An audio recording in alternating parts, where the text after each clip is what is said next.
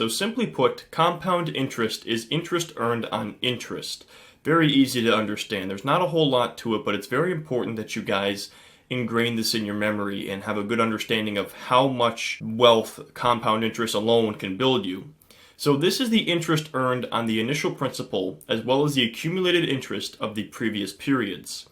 So compound interest is the main reason why the rich get richer and money follows money. So I know a lot of people pass those sayings around. Unfortunately, it's mostly poor people who say these things. They will have a negative statement and they'll say, oh, the rich are always getting richer and the poor people stay poor. Well, if you want to understand one main reason why the rich are getting richer, it's thanks to compound interest. Now, compound interest is such a powerful concept that Albert Einstein himself called compound interest the eighth wonder of the world and the most powerful force in the universe. And I'm hoping you guys after this module will understand why this is, and then you can end up on the side of things where you're one of the people who is building wealth through compound interest and not one of those people who's saying negative things like, oh, the rich are getting richer, the poor stay poor. The poor stay poor because they don't learn things like this. They don't learn what to do with their money to become rich and to build your wealth over time. And one of the most important things you can do is invest in vehicles that will allow you to earn compound interest. So this was a really interesting photo I found from, I believe it was the calculatorsite.com. So essentially, if you want to compare no compounding to compound interest, you can see the big difference here. And this is showing the difference of compound interest versus no compounding for 20 years at a 10% return.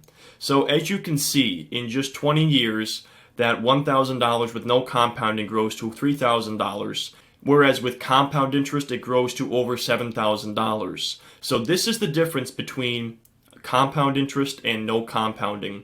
It's linear versus exponential growth.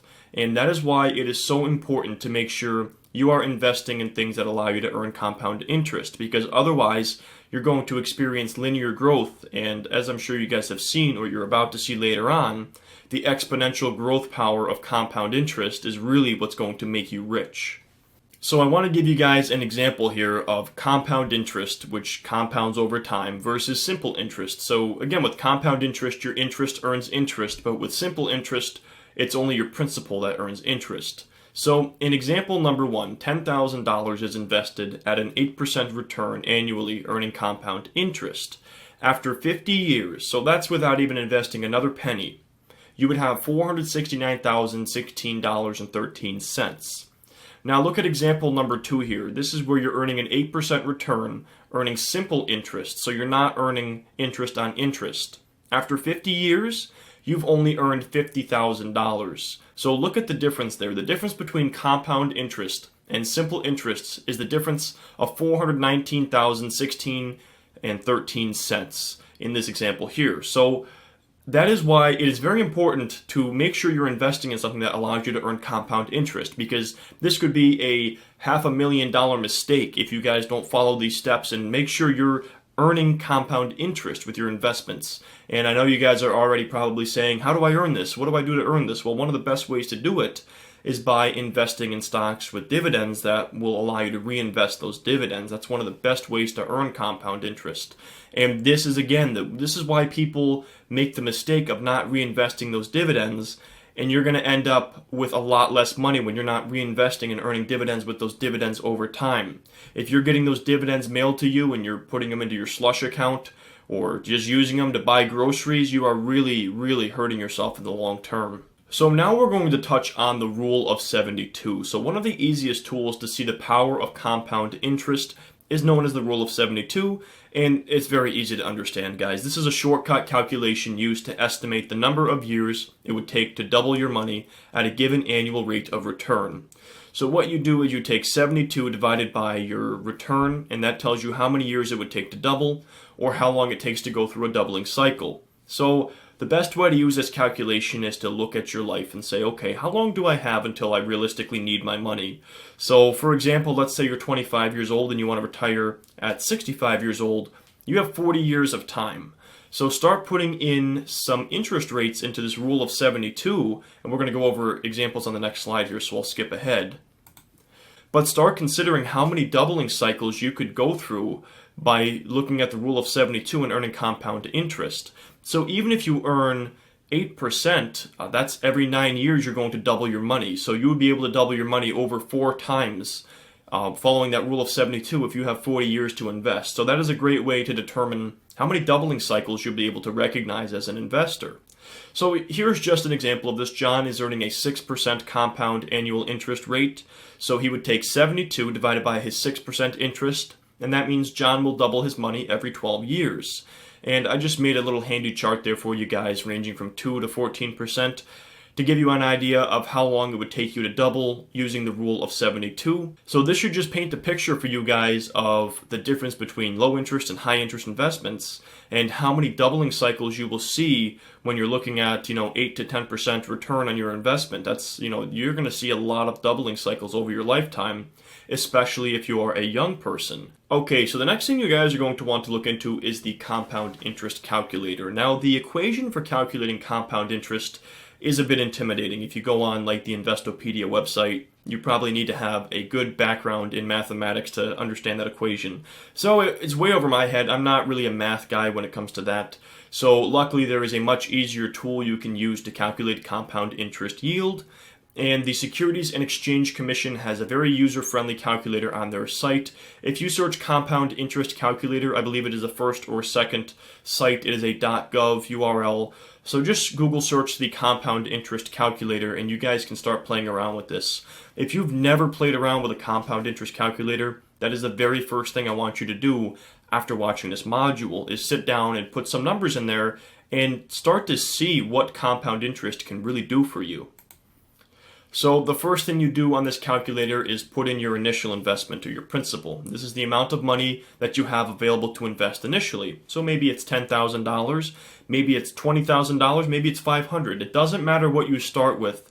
All that matters is step 2, which is what you contribute each month. I know a lot of people get caught up with the fact that they don't have a lot of money saved up to invest. They think they need to have $10,000 sitting around before they get started, but really you don't need that. All you need to do is to follow a strategy that makes sense and then follow something like dollar cost averaging into investments that earn you compound interest.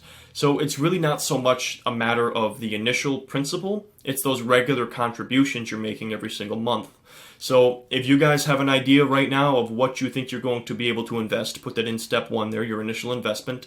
And then figure out what you're going to do. Are you going to follow the self-imposed tax we talked about, where you're going to tax 5 to 10%, if not more, of your income? Then go ahead and put that in step 2, and that's going to be your monthly contribution. And then below that, you put the length of time in years that you plan to save.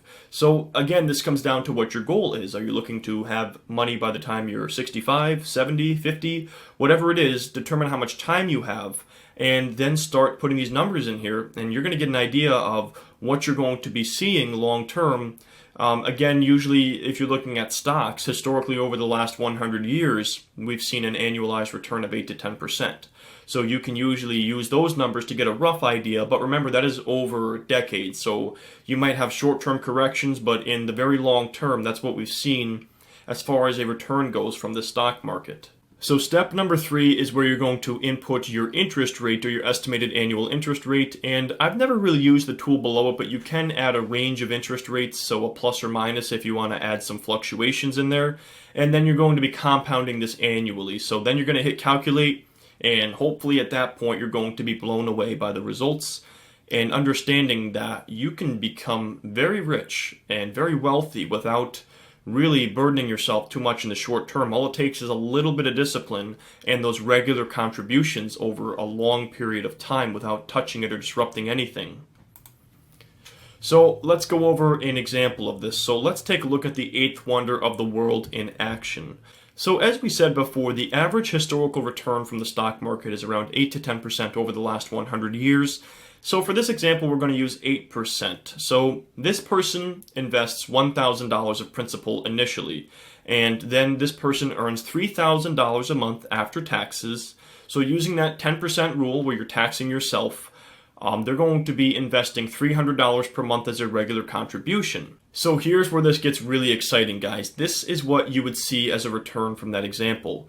So the first year, they have $4,680 in that account, and really, that's a good amount of money, but it's nothing, earth-shattering. It's not really mind-blowing yet.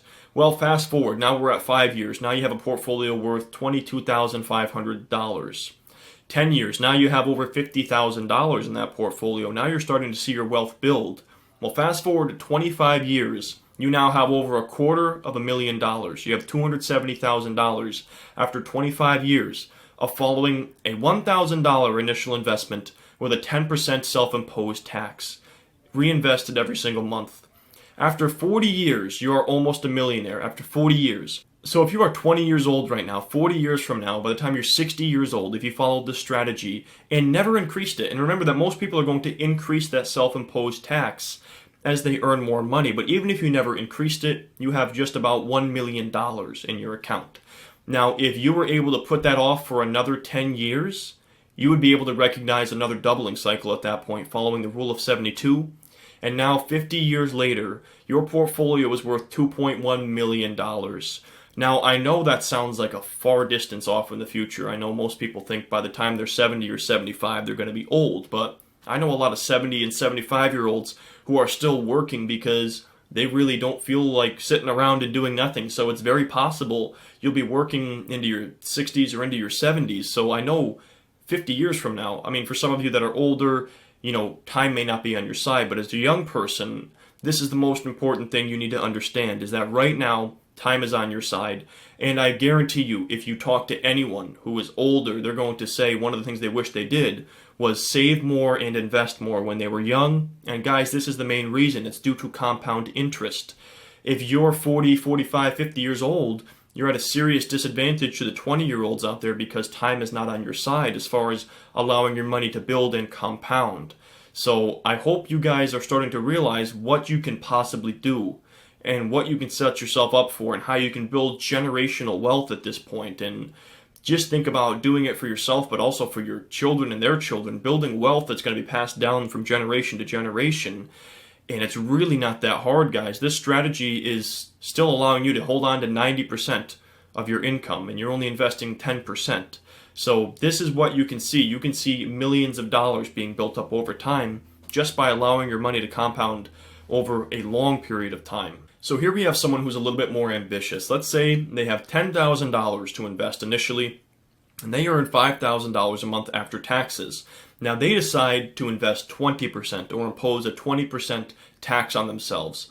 So they're going to be investing $1,000 each month. Now I know that sounds like a lot of money, but when I was working my job, that's how much I invested every month. I still had plenty of money to go out and hang out with friends and do things with my life, but I was at the point where I was investing $1,000 a month. So I know this sounds like a lot of money for some of you, but if you start focusing on some of those things we discussed earlier, cutting down on your expenses, and maybe even earning more money, you could get to the point where you're able to invest something like $1,000 each month.